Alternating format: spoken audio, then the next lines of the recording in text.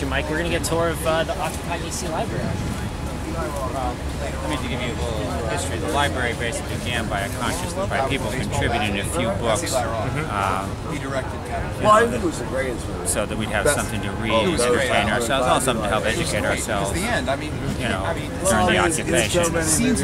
And it's grown considerably since then. So now we just say it's basically, there's two main sections. One is the fiction, which is basically, a lot of for people to entertainment, and fiction from popular bestsellers to classics, and then we have basically more non-fiction broken down to education, identity politics, activism, labor issues, hot topics. Books dealing with poverty, unemployment, the environment, and stuff like that. And then we have a spiritual section which people have donated, some Bibles, some Qurans, some Buddhist, Hindu, you name it, basically type things. Some people also have donated some DVDs. Some people have computers here and CD players. They run off, batteries. So in the evening they can look at that. We've got a bunch of biographies going from Sacco and Vanzetti to John L. Lewis to Robert Kennedy to Mao Zedong to Martha Mitchell, who's the Attorney General during the Nixon administration's wife. And then we have books on history, different policy matters. Good book on the Supreme Court, the history of the Supreme Court since its founding and how it's fluctuated on policy matters. The Postal Service flyers? We just got some of them. Okay, they might be here. I tried to do all the new stuff out here, so what would you say are the most popular books? I'd say the books that people have taken and not returned, I guess, mostly about economic policy, like Paul Krugman. We got several books by him. We got Michelle Alexander, which wrote on criminal justice system. That book's fairly popular. Howard Zinn's People's History of the United States. That's been quite popular, basically. But it's an eclectic collection. Now you have an eclectic collection, but what about the group of people who come here, the occupiers themselves, your fellow occupiers?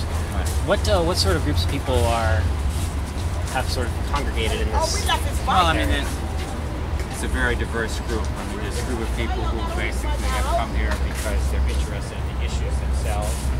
They're sort of traditional political activists, politics, these basic issues. There's a group of homeless people who always lived here for a long time. They've joined us in the sense, hey, this is an upgrade. Instead of sleeping on the bench, I now have a tent I can sleep in. Instead of getting one meal a day from the soup kitchen, now we have 3 meals a day. So in a sense, they've had their lives upgraded, how much they agree with what we're doing.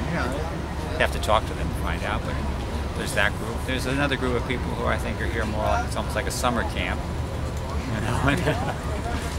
Just hanging out? Right, just hanging out. So break it down for us. How many would you say are homeless? How many people are here temporarily? The main group of people are basically here for the issues, basically, and there's small contingents of homeless people and summer campers, basically. Now, we've talked about the issues before, but personally, what would you like to see come out of this movement that's gone global? Well, I think that, to me personally, I believe the whole system of capitalism is at the root cause of these problems, basically.